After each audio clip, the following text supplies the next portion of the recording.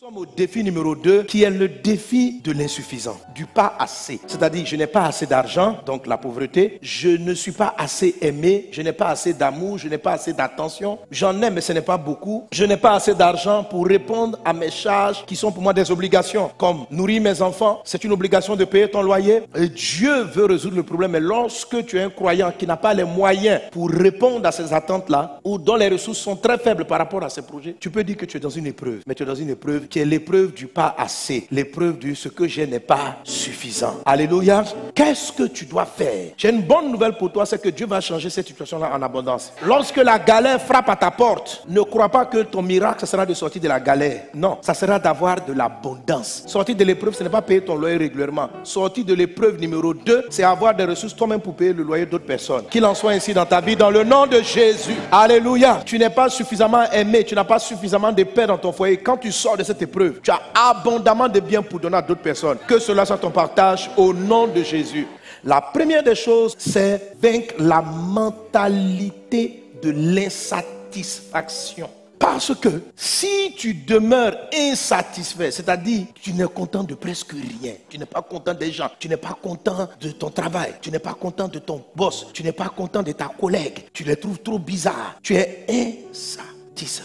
Lorsque quelqu'un est chroniquement insatisfait, il faut qu'elle soit consciente. Je te dis de la part de Dieu que l'esprit d'insatisfaction est un esprit de pauvreté. C'est un esprit de dette et de crédit qui vont te tomber là-dessus. Tu vas dire, pasteur, qu'est-ce que ça a à voir? Ça a à voir. Si ton état d'âme est un état d'âme pauvre, insatisfait, matériellement tu seras insatisfait. Car tu prospères à tous égards comme prospère l'état de ton âme. Est-ce qu'on est ensemble? Et je t'ai appris qu'il faut résister. Comment je sais que l'insatisfaction? Parce que quand on dit aux gens, je dis, mais toi là tu te plains tout le temps. Il dit, moi je ne me plains pas tout le temps. Hein. Je parle pour des sujets qui méritent d'être touchés. J'ai réellement vu les gens reconnaître qu'ils sont toujours insatisfaits. Oh, c'est ce qu'ils sont. Alors je te donne des symptômes. Si tu les as, ne discute pas, fais le travail. Parce que tu expliques, mais tu vas rester dans la galère. Même si tu as un travail, tu ne vas pas tarder à le perdre. Même si Dieu te donne aujourd'hui 100 millions, tu vas les perdre. Le problème, ce n'est pas qu'on ne te donne pas l'argent. Le problème, c'est que tu as quelque chose qui détruit tout ce que Dieu t'envoie. Même Dieu même ne peut pas te plaire. Donc, ce que je dis, il faut arrêter de discuter et traite avec le problème. Parce que aucune aide de l'extérieur va te faire sortir de ta situation actuelle. Le combat n'est pas à l'extérieur, mais le combat sur toi-même.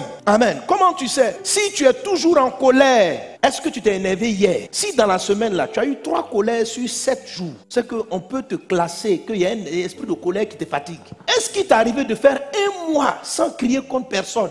Alors, si tu ne peux pas faire 1 semaine où tu ne cries pas contre quelqu'un, il y a un esprit qui te fatigue, il faut que tu le chasses. Un enfant de Dieu n'est pas irritable. Et je répète, si tu es nerveux, coléreux, tes affaires ne vont pas marcher. Et si elles commencent à marcher, ça ne durera pas. Donc, je t'annonce déjà que l'esprit de la pauvreté, la galère là, malgré tes prières, ne va pas s'arrêter. À moins que toi, tu ne décides de ne plus être irritable. Tu dois prendre la décision. Si tu prends la décision, parce que toute irritabilité s'excuse, on explique pourquoi on est tombé en colère. Donc, la colère est un signe d'insatisfaction. Pourquoi on se met en colère? On se met en colère parce que ce qui est là, ce n'est pas ce qui aurait dû être. C'est la raison pour laquelle on est fâché contre quelque chose qu'on trouve anormal. Sinon, tout le monde, on ne s'énerve pas pour rien, on s'énerve pour une cause. Alléluia. La colère est un signe qui montre qu'il y a insatisfaction. La tristesse est un symptôme qui montre qu'il y a un cœur qui est tout insatisfait. Si tu es triste, ça veut dire que tu n'as plus la joie. C'est-à-dire, on ne te voit pas dimanche, dans la semaine, tu es toujours souriant. Comment vous allez? Si tu es souvent renfrogné, tu es triste, tu es en train de réfléchir vraiment à la douleur de la vie, tu ne peux pas sortir de la pauvreté. C'est pas possible. Il faut prendre une décision d'être joyeux. C'est un esprit. Et maintenant, il ne faut pas croire que ça vient de toi, ça vient d'un esprit impur qui amène toujours tes pensées à aller vers ce qui va t'énerver, qui remarque toujours les défauts des gens. Tu crois que c'est un esprit aiguisé. C'est pas un esprit aiguisé, c'est Satan lui-même qui dit, regarde, elle chante bien, mais voilà, pourquoi ces soucis-là sont ici? Mais attends, quelle est la pensée là qui t'amène si ce qui va t'attrister ou ce qui va t'énerver? La voix que tu entends, elle est diabolique. Elle vise à finir tes finances. Donc résiste à ce démon. Comment tu résistes? Dès l'instant où tu te mets en colère, demande pardon. Arrête, tu coupes la colère. Tu te mets en colère, tu te réveilles le matin, tu dis j'aurais pas dû. Tu vois la personne à qui tu as mal parlé. Tu dis je te présente mes excuses. La personne va dire mais pourquoi? Tu as raison de t'être fâché. Tu dis c'est vrai, mais j'aurais pas dû te parler de la sorte. Je peux noter une injustice, mais le ton que j'ai utilisé, j'aurais pas dû le faire. Et puis tu t'humilies. Et tu vas voir que tes affaires vont commencer à mieux marcher. Tu vas sortir de la pauvreté. Fais pareil avec la tristesse. Résiste au diable. Parce que quand vous résistez à cet esprit de colère, de tristesse, d'angoisse, d'inquiétude, d'insatisfaction, il part de votre vie. Il libère une chambre. Mais la Bible dit que tout esprit, lorsqu'il est sorti, va chercher à revenir. Autrement dit, si hier tu as triomphé de la tristesse, il faut savoir que la tristesse va tenter de revenir demain. Si tu as triomphé de la colère va chercher une occasion de retour. Il cherche un lieu de repos et il n'en trouve pas parce qu'il ne peut pas en trouver. L'esprit dit, je retournais dans ma maison. Tu vois, c'est ton corps, il appelle sa maison. D'où je suis sorti. Et quand il arrive, il la trouve vide, balayée et ornée. Donc la personne qui a été délivrée, et vous voyez qu'il y a eu un travail qui a été fait après que le démon soit parti. La maison a été balayée, rangée, décorée, ornée. Ça c'est le travail du sang de Jésus dans ta vie. Quand tu appelles le sang arrive. Le sang lave ta vie. Le sang te dit, on ne vole pas, on ne ment pas, on ne triche pas. C'est ça, aménager. Mais le sang ne remplit pas la maison. La maison où le démon était, un démon est un esprit. Quand la Bible dit que la maison est vide, c'est-à-dire qu'il y a un autre esprit qui devait remplir cette maison. Et quel est cet esprit qui devait être là-dedans? Le Saint-Esprit. Donc si le sang de Jésus t'a délivré, il faut que le Saint-Esprit vienne te remplir. Parce que si tu n'as pas rempli, ta maison est jolie, elle est belle, elle est balayée, ornée, mais vide.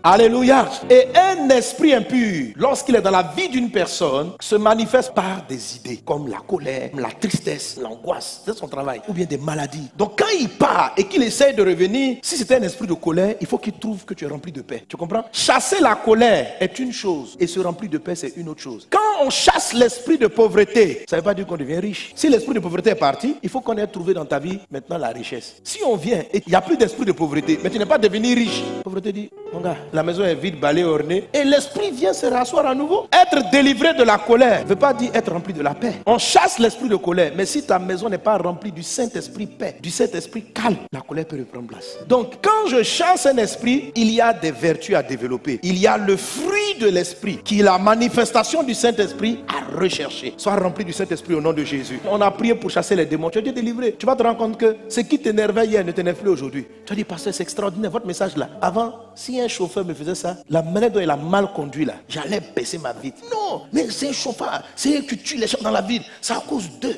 Les bacala même là, on ne peut plus. Les taxis, d'accord. C'est vrai qu'il faut l'arrêter, mais il te bousille ta journée. Et c'est un démon qui est derrière ça. Tu arrives au travail, tu ouvres.